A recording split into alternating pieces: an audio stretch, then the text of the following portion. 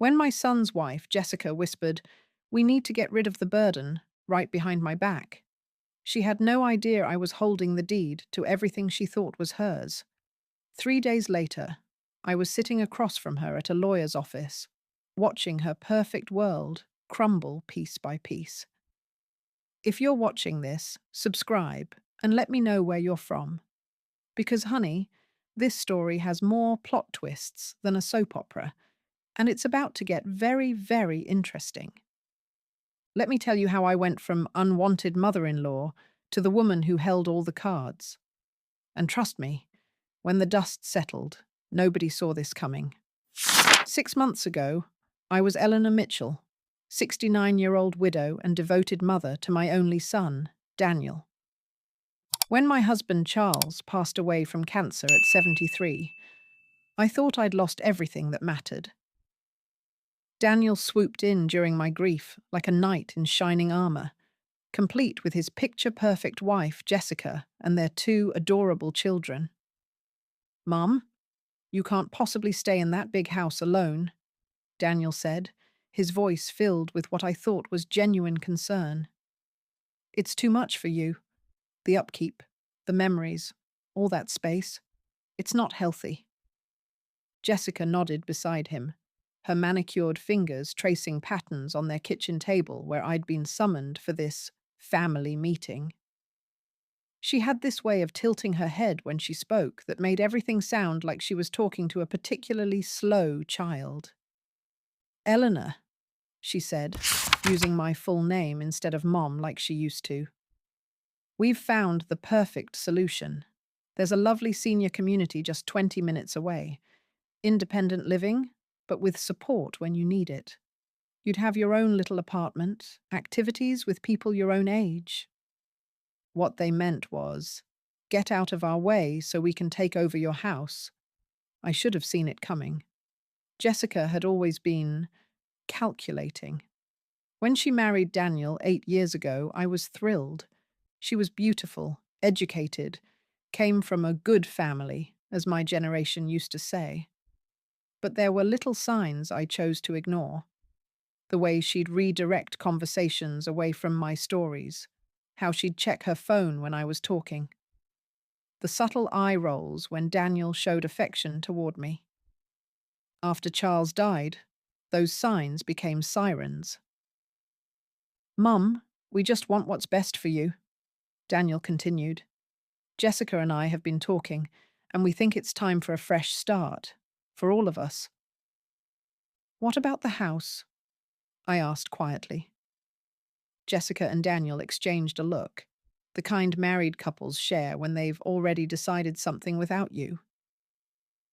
"Well," Jessica said carefully, "legally, since Dad left everything to you, it's your decision.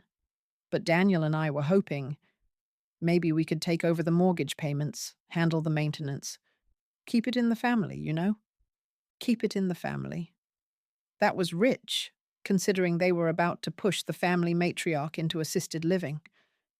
But I was grieving, confused, and frankly, exhausted from fighting the loneliness that echoed through every room of my empty house. Maybe they were right. Maybe I couldn't handle it alone. "I need time to think," I said. "Of course, Mom," Daniel said, reaching over to pat my hand. "Take all the time you need. We just love you and want you to be safe and happy." 2 weeks later, they presented me with brochures for Sunset Manor, not exactly the independent living they'd described. This was full-scale assisted living, complete with meal plans, medication management, and scheduled activities like arts and crafts time. "They have an opening next month," Jessica announced, spreading glossy pamphlets across my kitchen table like she was planning a vacation. "The waiting list is usually months long, but I know someone who knows someone." I looked at the pictures of elderly people sitting in wheelchairs, playing bingo, being spoon-fed by nurses in scrubs. This wasn't independent living. This was warehousing. "Jessica, this looks like a nursing home." "Oh no," she laughed, That tinkling sound that had once charmed my son, but now felt like fingernails on glass. It's just comprehensive care. You wouldn't have to worry about cooking or cleaning or any of those daily stresses. Daily stresses. Like living. What if I'm not ready to give up my independence? Jessica's smile tightened almost imperceptibly. Eleanor, sweetie, independence is wonderful, but let's be realistic. You're almost 70, living alone in a four-bedroom house, managing finances, maintaining property. It's a lot, and we worry about you constantly. They worried about me constantly, but somehow never found time to visit unless they needed something. Over the next month, the pressure intensified. Daniel would call daily with stories about elderly people who'd fallen and couldn't get up, house fires caused by seniors forgetting to turn off stoves, break-ins targeting isolated older women. Jessica would forward me articles about the benefits of senior communities, the social connections, the peace of mind. Peace of mind for whom? I wondered. The final straw came on a Tuesday evening in March. I'd made dinner for the four of us, Daniel, Jessica, and their kids, Emma and Tyler, ages 7 and 10. I'd spent all afternoon preparing Daniel's favorite pot roast, homemade biscuits, the works, the kind of meal I'd made for our family 1,000 times before. We were clearing the table when Emma asked, "Grandma Eleanor, why are you moving away? Don't you love us anymore?" My heart broke. Out of the mouths of babes. "Oh, sweetheart," I said, kneeling down to her level. "I love you more than you'll ever know. I'm not sure I'm actually moving anywhere." That's when I heard it. Jessica was in the kitchen, loading the dishwasher, talking to Daniel in what she thought was a whisper. "We need to get rid of the burden before she changes her mind. My mother found a buyer for the house. Cash offer, above asking. We could close within 2 weeks if we can just get her settled at Sunset Manor." The burden. She called me the burden. "Jess, don't talk about her like that," Daniel said. But his voice was weak, conflicted. "Daniel, be realistic. She's going to be our responsibility eventually anyway. At least this way. We can sell while the market's hot and put that money aside for her care later. It's practical." Practical. My life, my home, my independence, all reduced to a practical decision. I stood frozen in the doorway, dinner plates still in my hands, watching the woman my son married discuss my disposal like I was an old piece of furniture they needed to haul to the curb. That night, I didn't sleep. I sat in Charles's old chair in our bedroom, my bedroom, and thought about everything I'd heard. Jessica wasn't just pushing me toward assisted living out of concern. She was orchestrating a real estate transaction. She'd already found a buyer. They were planning to sell my house out from under me, put me in storage, and pocket the profits. But here's the thing about being married to an attorney for 45 years. You learn a few things about property law, asset protection, and the importance of reading the fine print. The next morning, I called Thomas Brennan, Charles's old law partner and my attorney for over 2 decades. "Eleanor," he said warmly when his secretary put me through. "How are you holding up, dear?" "Thomas, I need to ask you some questions about my property and legal rights, hypothetically." There was a pause. "Is everything all right?" "Hypothetically," I repeated. Thomas had known me long enough to understand. "What would you like to know?" If someone wanted to pressure me into selling my house and moving to assisted living, what kind of legal protections do I have?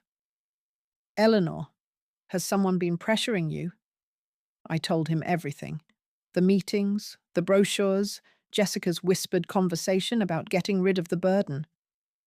By the time I finished, Thomas was quiet for a long moment. "Eleanor, What they're doing sounds like elder financial abuse. It's a felony. But more importantly, you need to understand your position. Charles structured your inheritance very carefully. You own that house free and clear, plus all the investments and life insurance.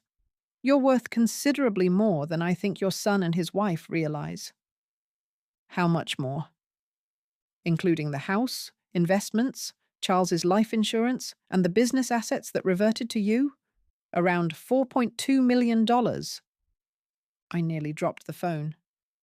$4.2 million? dollars?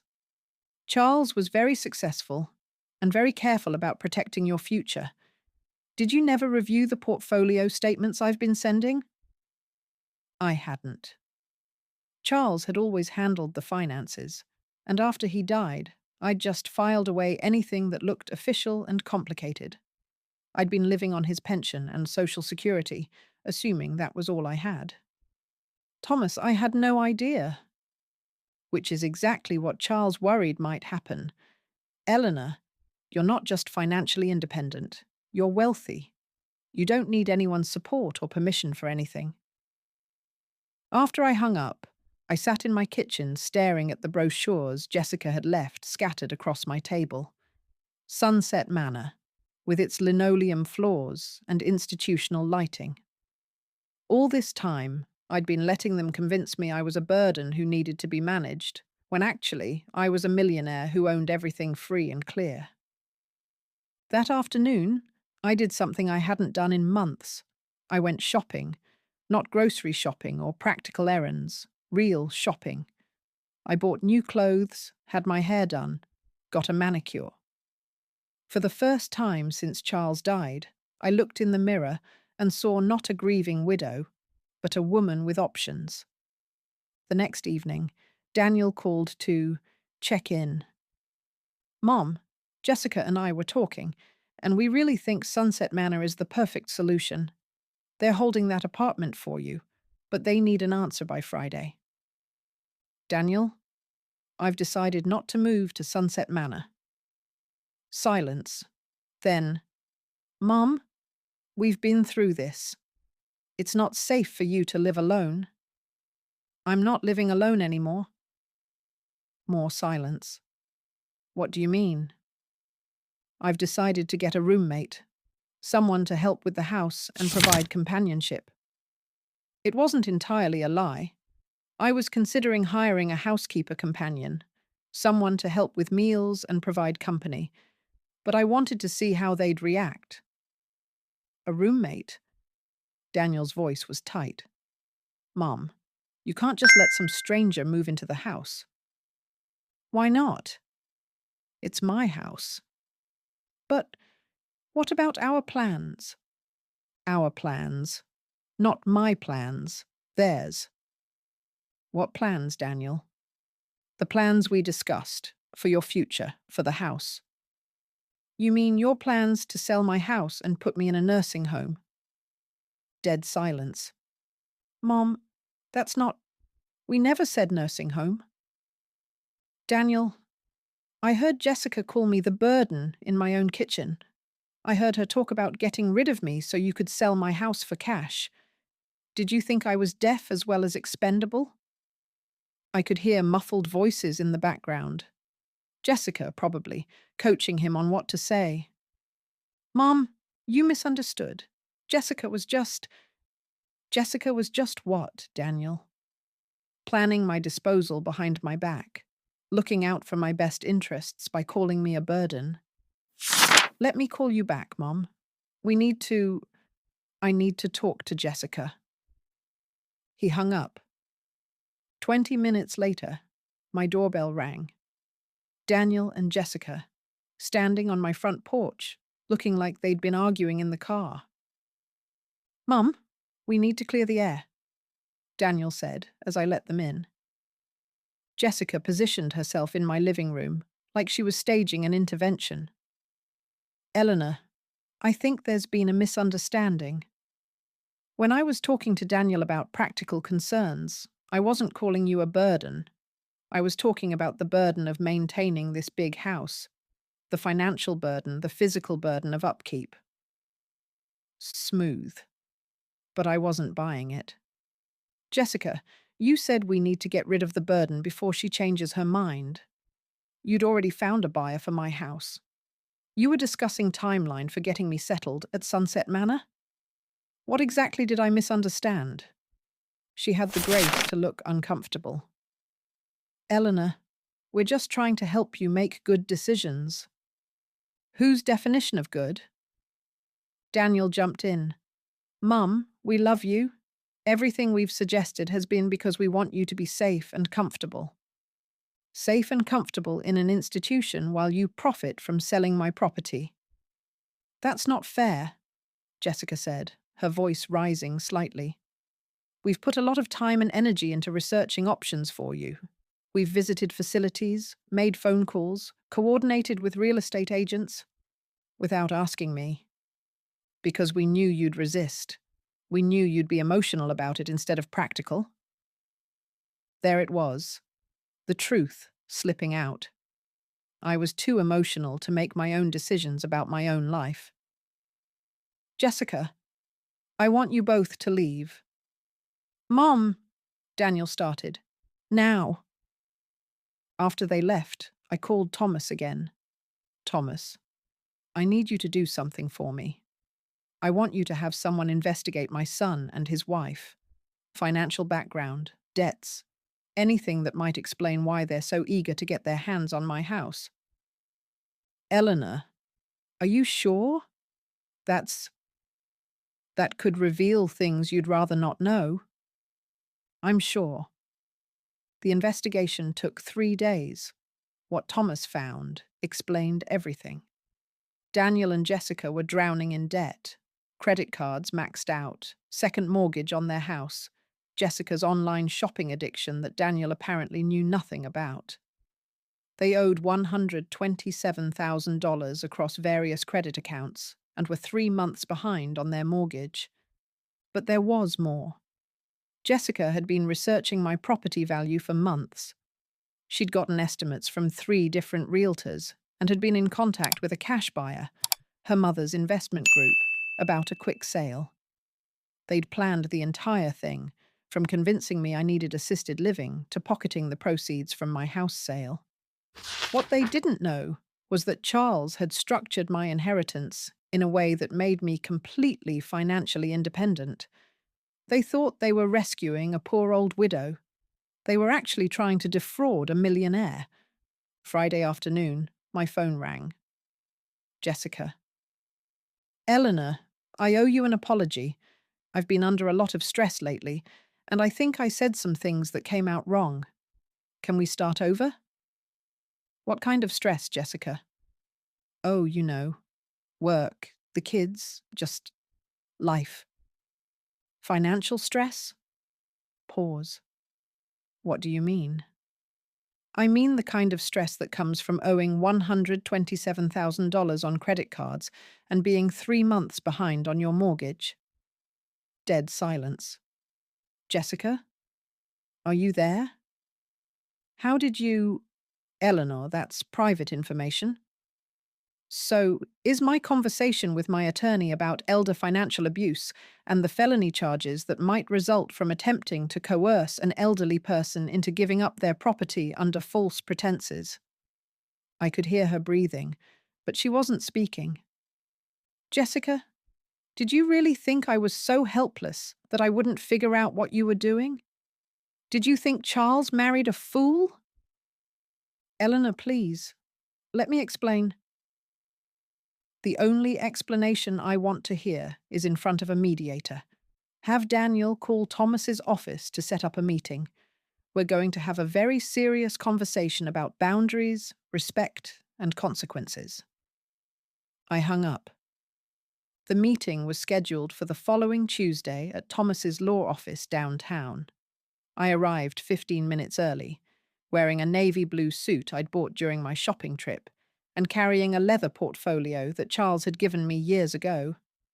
I wanted to look like what I actually was, a woman of means who was not to be trifled with. Daniel and Jessica arrived exactly on time, both looking like they'd aged 5 years in the past week. Jessica was wearing less makeup than usual, and Daniel kept adjusting his tie nervously. Thomas started the meeting by laying out the legal facts. My financial position, substantial. My property rights, absolute. And the potential criminal implications of what Jessica and Daniel had attempted, serious. Your son and daughter-in-law, Thomas said, his voice professionally neutral but his eyes sharp. Engaged in what the law considers elder financial abuse. They used emotional manipulation, false information about Eleanor's capacity, and coercive tactics to try to gain control of her property.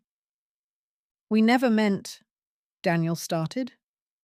Intent doesn't matter under elder abuse statutes, Thomas interrupted. What matters is the pattern of behavior designed to separate an elderly person from their assets. Jessica sat very still, her hands folded in her lap. What do you want from us? I'd been waiting for that question. I want several things, I said, pulling out a typed list I'd prepared. First, I want a written apology, acknowledging what you attempted to do and admitting it was wrong. Second, I want a legally binding agreement that neither of you will ever again attempt to influence my living arrangements, my financial decisions, or my property management.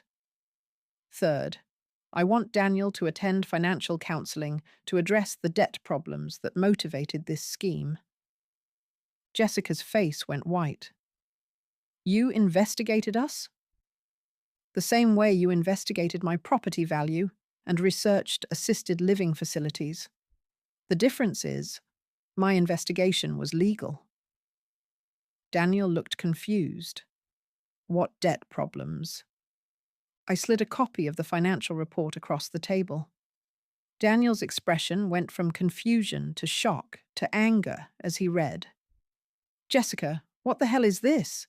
$87,000 in credit card debt. A second mortgage I never signed for. Daniel, You can explain why you forged my signature on a mortgage application. The meeting devolved from there. Jessica crying, Daniel shouting, Thomas calling for order. But through it all, I sat quietly, watching my son discover that his wife had been lying to him about their finances the same way she'd been lying to me about her motives. By the time we'd worked through the accusations and explanations, the real picture was clear. Jessica had been living beyond their means for years, hiding purchases, opening credit accounts Daniel didn't know about. When her spending finally caught up with them, she'd convinced Daniel that helping me downsize was a family necessity. She'd manipulated both of us, just in different ways. The agreement we hammered out was simple. Daniel and Jessica would have no input into my living arrangements or financial decisions. They would attend marriage counseling and financial counseling. Jessica would consolidate her debts and close the secret credit accounts, and they would both stay away from me until they'd addressed their own problems. As we prepared to leave, Daniel approached me. Mom, I'm sorry. I thought we were helping you. I never knew about Jessica's spending, and I should have questioned her research about assisted living. Daniel, you've been my son for 42 years. Did you really think I'd suddenly become incapable of managing my own life? He looked ashamed. Jessica kept saying, she made it sound like you were struggling, making poor decisions at risk. The only poor decision I made was trusting people who saw me as an obstacle to their financial problems, instead of as a person with my own rights and dignity. 6 months later, my life looks nothing like what Jessica and Daniel had planned for me. I still live in my house, but I've made changes. I hired Maria, a wonderful woman who comes 3 days a week to help with cleaning and cooking. I've redecorated several rooms, finally making the house reflect my taste instead of Charles's. I've joined a book club, started taking watercolor classes, and reconnected with old friends. Most importantly, I've learned to see myself as Jessica and Daniel never could. Not as a burden to be managed, but as a woman with resources, intelligence, and the absolute right to control her own life. Daniel calls occasionally. We have coffee sometimes, but our relationship is different now. He's learning to see me as an independent person rather than someone who needs his protection or guidance. Jessica and I maintain polite distance. She's getting help for her spending addiction, and they're working through their marriage problems. But the real victory isn't that I kept my house or my independence. It's that I learned something essential about myself. I don't need anyone's permission to live my life on my own terms. 3 days after Jessica called me the burden, she learned that the burden was actually the woman holding all the cards. And sometimes that's exactly the lesson people need to learn. Thanks for watching. Don't forget to subscribe and let me know in the comments. Have you ever been underestimated by family members? Your story matters too.